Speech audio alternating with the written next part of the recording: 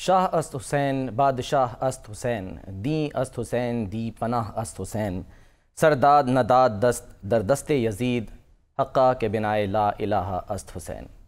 آج یوم عاشور ہے اور نواسہ رسول جگر گوشہ بطول حضرت امام حسین علیہ السلام کا یوم شہادت منایا جا رہا ہے۔ ان کے جانثار ساتھیوں نے 10 محرم الحرام سن 61 ہجری کو جو عظیم قربانی دی تھی، اس قربانی کو یاد کیا جا رہا ہے، اور اسی پر ہم آج پروگرام کا آغاز کریں گے۔ میں ہوں سلمان حسن اور ساتھ موجود ہیں جناب مجیب الرحمان شامی صاحب۔ شامی صاحب، یہ جو اشعار آپ نے پڑھے ہیں جی، یہ حضرت خواجہ معین الدین چشتی رحمۃ اللہ علیہ کے ہیں۔ بالکل۔ جب انہوں نے سید علی حجویری کے مزار پر چلہ کاٹا تو یہیں انہوں نے یہ اشعار بھی ارشاد فرمائے، اور اس کا مطلب سر اردو میں، کیونکہ ظاہر ہے ابھی تک فارسی اس وقت زبان تھی نا، سرکاری زبان تھی، اور آج بھی پورے اس خطے کی زبان ہے، اور یہ تو ایسی فارسی ہے کہ جو فوراً سمجھ آتی ہے۔ شاہ بھی حسین ہیں، بادشاہ بھی حسین ہیں، اس کو ترجمہ کرنے کی ضرورت نہیں ہے۔ سر میں اس میں سے ایک سوال صرف کرنا چاہ رہا ہوں، یہ جو ہے کہ حقیقت تو یہ کہ لا الہ کی بنیاد ہی حسین ہے، یعنی لا الہ کلمہ مسلمان ہونے کی پہلی شرط۔ مطلب یہ ہے نا کہ اللہ کے سوا کوئی معبود نہیں ہے، انکار سے آغاز ہو رہا ہے۔ کوئی طاقت جو ہے، کوئی دنیا کی طاقت جو ہے، اللہ کی معصیت میں اس کے ساتھ ہم نے نہیں جھکنا، خواہ وہ کتنی مضبوط نہ ہو، کتنی آپ کو زبردست نہ نظر آ رہی ہو، آپ نے اللہ سے جڑنا ہے اور اس طاقت کو چیلنج کرنا ہے، اور اس کا عملی ثبوت دیا امام تو حسین۔ یہ اب دیکھیں نا کہ حضرت علی جب شہید ہوئے تو اس کے بعد حضرت امام حسن جو ہیں انہوں نے ان کی خلافت قائم ہوئی۔ کوفہ جو ہے وہ دارالحکومت ہو چکا تھا مسلمانوں کا، اسلامی سلطنت کا۔ حضرت علی نے جو دارالحکومت تھا مدینہ سے منتقل کر کے کوفہ لے گئے تھے۔ بالکل۔ اب وہاں حضرت امام حسن کی بیعت ہو گئی، ان کی خلافت ہو گئی۔ اب جو والی شام تھے امیر معاویہ، وہ اس کو تسلیم نہیں کر رہے تھے، اور اب امام حسن نے بس خون ریزی سے بچنے کے لیے، جنگ و جدل سے بچنے کے لیے، اور ایک معاملہ کر لیا، ایک معاہدہ ہو گیا ان کے درمیان، اور وہ خلافت سے دستبردار ہو گئے۔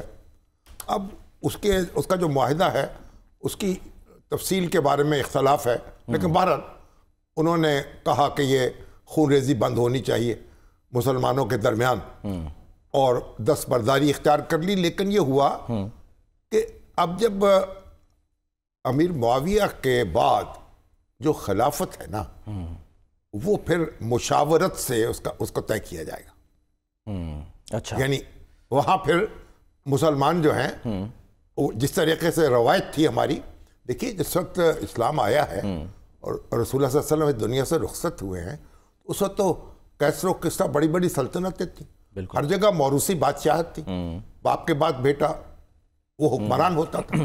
تو اسلام نے آ کے ایک نئی سیاست کی اور نئے طرز حکومت کی بنیاد ڈالی، نیا کانسیپٹ دیا۔ تو جو پہلے خلیفہ منتخب ہوئے وہ بھی مشاورت سے ہوئے، پھر ان کے حضرت عمر کو انہوں نے نامینیٹ کر دیا، ان کا کوئی عزیز نہیں تھے، حضرت عمر نے پھر 6 آدمی کی کمیٹی بنائی، اس کے بعد حضرت عثمان کی خلافت جو ہوتی ہے، اور پھر حضرت علی جو ہیں وہ خلیفہ بنتے ہیں۔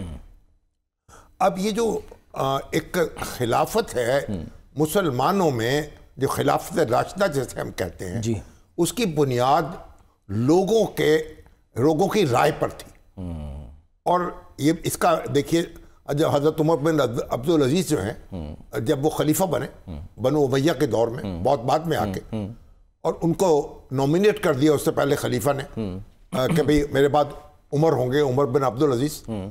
تو جب وہ آئے مسجد میں بیٹھے اور انہوں نے کہا، لوگوں میں تمہاری مرضی کے بغیر تمہارا حاکم بنا دیا گیا ہوں، میں تمہیں اپنی بیعت سے آزاد کرتا ہوں، اچھا، تم جس کو چاہو اپنا امیر منتخب کر لو۔ صحیح۔ لوگوں نے کہا نہیں، ہمیں آپ ہی چاہیے۔ ٹھیک۔ تو عمر بن عبدالعزیز کو ہم 5واں خلیفہ راشد کہتے ہیں، جو برسوں بعد تشریف لائے، یعنی حضرت علی کی شہادت کے۔ اب یہ ایک بنیادی اصول جو ہے خلافت کا طے ہوا.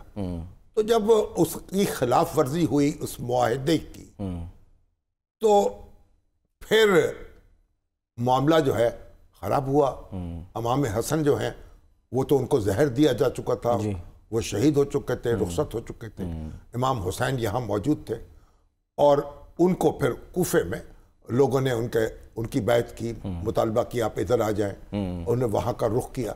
اب مسئلہ یہ ہے, اور پہلے حضرت امام حسین جو ہیں ان کا تنازع کھڑا ہوا اور ان کو یعنی انہوں نے مقابلہ کیا, اور یہ جو کیا جا رہا تھا نا ان کو, تو جبر جو ہے یہ بس طے کیا کہ جبر کے ذریعے سے حکومت قائم نہیں ہوگی, اس کو تسلیم نہیں کیا جائے گا. اور جب امام کی شہادت ہو گئی, بڑی عجیب بات یہ ہے کہ اس کے بعد جو حضرت ابوبکر صدیق ہیں ان کے نواسے جو ہیں عبداللہ بن زبیر, پھر انہوں نے اپنی خلافت کا اعلان کر دیا مکہ میں کہ جبر جو ہے وہ یزید کی بیعت نہیں کروں گا اور جبر کے سامنے سر نہیں جھکاؤں گا. تو یہ ایک دیکھیں, نواسہ رسول اور نواسہ خلیفہ رسول دونوں جو ہیں وہ انہوں نے علم بلند کیا اور مقابلہ کیا, اور آج اسی سے ہم روشنی حاصل کرتے ہیں, اسی سے ہم حوصلہ پاتے ہیں, اور اسی روایت کو زندہ رکھنے کو ہم حسینیت سمجھتے ہیں. ایگزیکٹلی شامی صاحب, لیکن جب اتنے ہمارے آئیڈیل یعنی کہ ہم کہہ لیں کہ ایک دور خلافت تھا جس نے سب کچھ بتا دیا بعد میں اصلاح کی معاشرے کی, تو پھر یہ اینڈ یزید کے معاملات پہ آ کے کیسے ہوا کہ اس نے ایک بگاڑ پیدا کر دیا؟ دیکھیے اب جو یہ جو موروثی بادشاہت جو تھی, کیونکہ ارد گرد سب جگہ چلی آ رہی تھی, اس لیے انہوں نے کہا کہ ہم بھی اپنے یہاں قائم کر لیتے ہیں. تو یہ انحراف تھا, یہ انحراف تھا جس کو مسلمانوں کا جو اجتماعی ضمیر ہے جس کو اس نے قبول نہیں کیا. تو بہرحال اب یہ یہی تو نہیں نا, پھر حرام کو حلال اتنی تفصیل میں یہاں اس کو ڈسکس نہیں کر سکتے.